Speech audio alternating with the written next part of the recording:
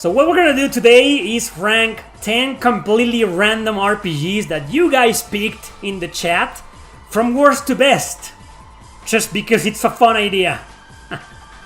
Something fun, something completely random. Sometimes random things are the best ideas.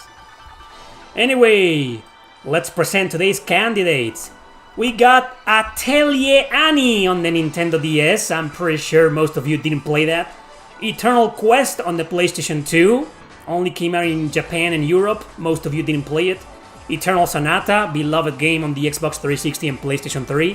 Fate Defensor F, a great compiled hard RPG on PS3, PS4, Switch and Windows. Fire Emblem Radiant Dawn, one of the best sequels of all time and exclusive to the Wii. The Last Story, another exclusive on the Wii, developed by Hironobu Sakaguchi. Mimana Year Chronicle on the PSP. Nier, either version, PS3 or Xbox 360, but keep in mind, we're ranking the original version, not Replicant, the remake, okay? Ni no Kuni 2, The Revenant Kingdom, any version, PS4, Steam, Switch. And finally, Paladin's Quest on the Super Nintendo. I think it's a really obscure game and most of you didn't play it. So, let's begin! Go Paladin's Quest! Yeah. Fairy Fencer, no one's gonna vote for Eternal Quest. Can we all agree Eternal Quest is the worst? It's the freaking worst, man. It's a bad game. In fact, it's the only bad game in the list. And it's not only bad, it's freaking terrible. Thank goodness this game never reached North American lands. You can emulate it if you want to, but I do not recommend it. This is the worst. This is number 10. It's a bad game, Eternal Quest. Definitely bad. Next is gonna have to be... What do you guys think? I don't think anybody's gonna vote for Atelier Annie. I mean, it's a good game. Actually, it's a game that it's pretty much Pocket Atelier. Play the game and it's shrunk. Very small graphics, very small interface, small areas, small maps, small alchemy, small everything. It's a good game though, but yeah, almost any other Atelier game out there beats it. But yeah, it's worth checking out. I do recommend it. It's a fun game, but I think it's definitely my number 9. Yeah. Number 8 should probably be Mimana Year Chronicle because as much I love it, I love that game. And I've defended this game many times before. Good action RPG, bad controls, bad AI, party AI, kind of bad enemy AI too. It's, for the most part, it's a really easy game because the enemies are like dumb. But the story in this game is hilarious, it's excellent, very well written. The English dub has some of the greatest actors of their generation, oh man, Laura Bailey is in there. Yeah, I'm very fond of this game, but I'll admit needs to be like number 8, man. For number 7, I'm debating between Fairy Fencer, Ni no Kuni 2. Ni no Kuni 2 is a great game, but it tried to achieve something that wasn't original, like it tried to be Suikoden, and it kind of failed in my opinion. And it just gets boring after a while. The first several hours are fun, but slowly, for me, this is my experience with the game personally, it starts getting more and more and more boring. Whereas Paladin's Quest is the opposite. It's like really kind of generic at the beginning, but then slowly starts getting better and better. But to be honest, it's not a top tier game. If it was up to me, believe it or not, if it was up to me, Paladin's Quest will be number 7. But what do you guys have to say about that, huh? Rosland, who proposed the game, that says that it should be top 5. But I don't think a lot of people played Paladin's Quest. A lot more people played Ni no Kuni 2 and Fairy Fencer. Fairy Fencer is just I know there's a lot of haters of that game, but I really liked it. Okay, it's definitely not gonna be number 7. Ni no Kuni should be 7th place, a good game. But I think I like Ni no Kuni a little bit more than Paladin's Quest. Man, this is what I go through in my top 10s. Okay, in the majority of the top 10s that I've done in this channel, and I've done hundreds of them, you guys know that, this is what I go through. The middle. Like the games that open the list, always decided right from the start, and the first places are always decided too. But the middle list, like 7, 6, 8, 7, 6, 5, and 4, those 4 numbers always drive me crazy, man. Fine, Ni no Kuni number 7. Seems like a good place. So number 7, alright, Ni no Kuni 2. It's a good game though, but it just tried to be something it wasn't. I'm gonna be very capricious here, so I'm gonna just put Paladin's Quest, which is a turn-based RPG. It's a bit generic at first, but if you stick to it, you like it. I like the fact that there's an MP system, and you fight with MP instead of like your regular HP. It's kind of creative, you know. It wasn't that creative, but it's creative.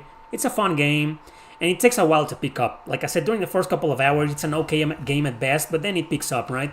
But Fairy Fencer is a blast. It's a great comedy, great battle mechanics. Sure, it's a grind fest, but the fan service, and I don't know, man. I know this is gonna piss off some of you, but Paladin's Quest my number 6. And Fairy Fencer,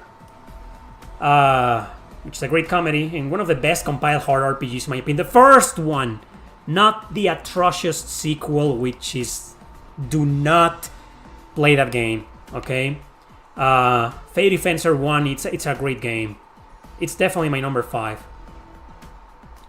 There, and then we got the last 4, which are the best ones. These are top tier games, man.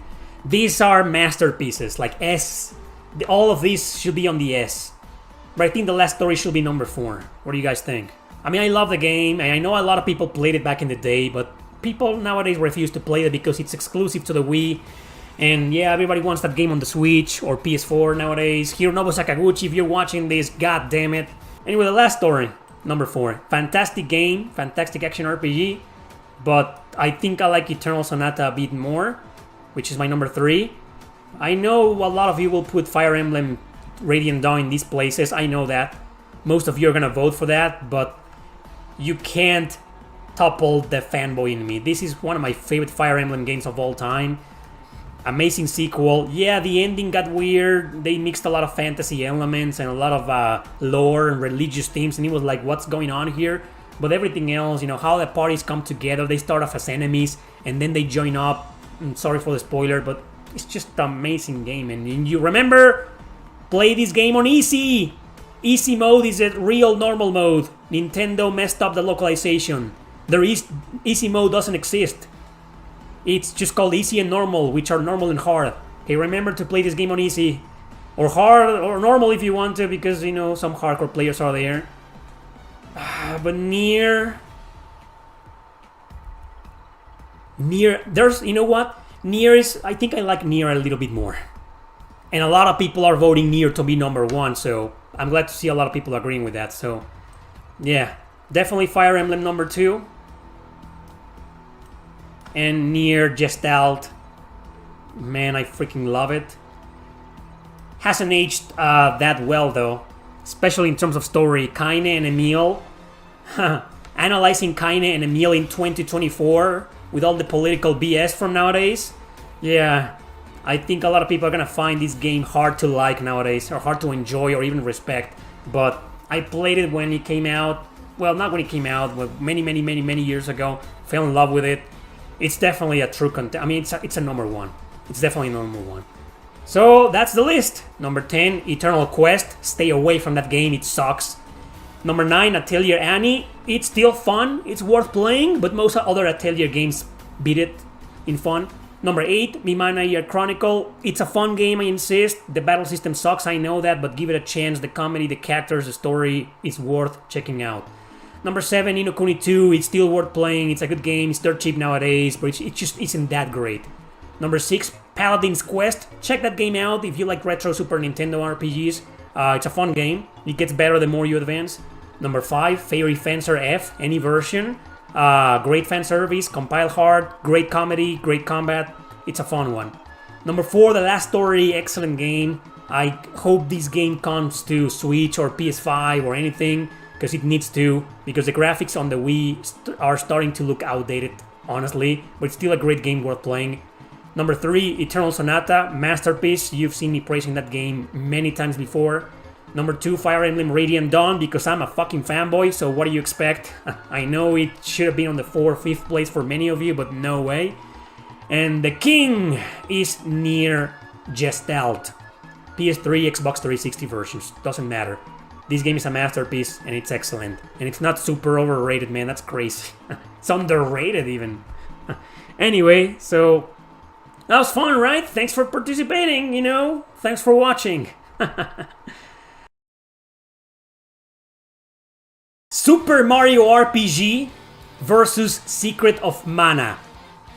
Two legendary games on the Super Nintendo, maybe not on the same level of legend as Chrono Trigger and Final Fantasy VI, but Super Mario RPG means a lot to me. Secret of Mana is a beautiful game. The original versions. Not the remakes! Because we all know the Super Mario RPG remake is far superior to the Secret of Mana remake. So don't do that, okay? Original Super Nintendo versions. Jordan Young says Super Mario RPG was an experiment that over-delivered, whereas Secret of Mana, while strong, lacked the wow factor Super Mario RPG had. Okay, that's a good argument. Praetor says Secret of Mana wins. Never got the hype for Super Mario RPG. It's a fun game, but it doesn't deserve to be talked about like this. Like it's Final Fantasy VI or Chrono Trigger or something. Ooh, I disagree with that, but yeah, I think nostalgia plays a great factor for Super Mario RPG fans. Brian says Super Mario RPG was the first Mario game we got where we got to see Nintendo characters having actual personalities. That by itself easily evolves it into the better option. Timed hits became a staple. The battle system, right? Yeah, it was one of the most innovative battle systems of its time. Ruslan says Secret of Mana started a series of great games while Mario has not. Secret of Mana had beautiful music, characters, while Mario is a bunch of ugly pixels and not a true RPG. Secret of Mana has replay value. Okay, first and foremost, Secret of Mana didn't start a series. It's actually the second game in the series. The first one was Adventures of Mana. But yeah, the first game we got as Mana, under the name of Mana, was Secret of Mana. So, okay, I'll give you that.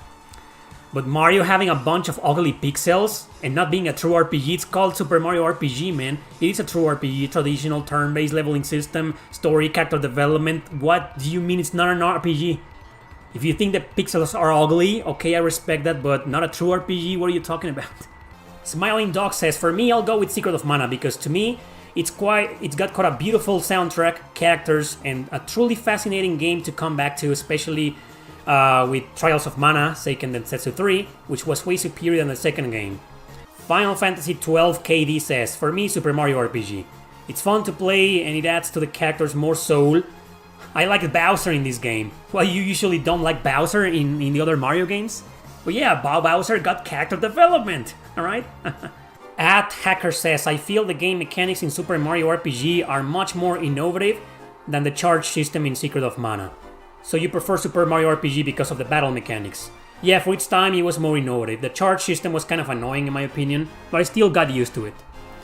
And then Misu says, Super Mario RPG for my tastes, but I do the MP for Secret of Mana was a great... I do think that the MP for Secret of Mana was a great option. I wish more offline RPGs like that had MP. Okay, but you still prefer Super Mario RPG. A Secret of Mana wins because of the couch player. Really? Just because of that? Twilight Dragon says, for me it has to be Super Mario RPG. The story, characters, combat system was fun. I couldn't get into Secret of Mana. At the time I thought it was boring. I didn't mind the remake. Okay. Rosland keeps defending Secret of Mana, saying Secret of Mana was one of the first games where you could level up your weapons, magic, etc. by using them over and over again. All the weapons were fun and different. You could also use any of the three protagonists. Okay. The poll is over. Super Mario RPG won with 51%. And Secret of Mana lost with 49%. That's crazy. This is the most even versus episode we've done in forever. Look at it. Super Mario RPG barely won with 2%. That's just crazy. But I'm so happy. I'm so happy that once again my pick won. Only for a little bit though, but it won. It freaking won. Yeah. Okay, let me say my arguments. It's gonna be pretty short because you know I'm a diehard of Super Mario RPG. You already know I was gonna choose that one. I grew up with it. It was one of my first RPGs ever created that I ever played. I have a lot of nostalgia for it. I love the battle mechanics. I was a big fan of Mario when I played it. I couldn't believe my eyes when I touched the game. When I played it in the battle system, it was like, this is a turn-based RPG. This is fantastic. It's basically the one that got me into RPGs. And sometimes I dare say that if it wasn't for Super Mario RPG, I probably wouldn't have cared for Chrono Cross. You know, or maybe I don't know. Maybe I would have still loved Chrono Cross, but Super Mario RPG came before. You know, so it's a big deal of a game to me. Love the battle system, man.